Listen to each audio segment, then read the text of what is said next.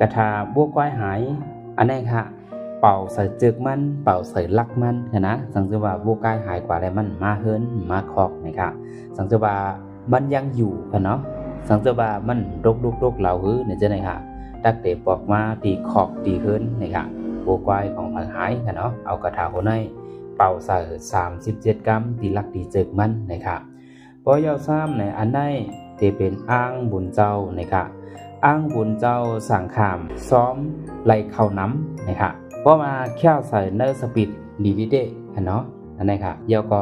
ว่าเข้าคาใครขอนเข้าลีไหนจะไหนก็แค่ใส่เสเอาไว้ในเยเขาก็ตักเตดีเหมือนกันนะครับอ่างดุกในเนาะเดี๋ยวก็เอากระถาดีในล็อกอ่างมาในครับคืนกิ้วเป่าเหมือนกันนะครับเนาะเพราะยาวในอันได้ซ้ำเป็นกระถากัดกองนะครับเพราะว่าผู้รับผิดเตกว่าตึกซึกค่ะนะให้รอดปันกระถาโหในติ๊กค่ะรอดปันดีในใส่เขานั่นขนาดเนาะให้เขาคล้องไว้อยู่ดัดเสนะครับมากองตักเตมไกลระยาวกระถาโหในในว่าเป็นอันทอกอันกัดกองเตะนะครับรอดไล่นำก็คือก็ดีขนาดกันเนาะมันเป็นกระถากัดกองโหในครับ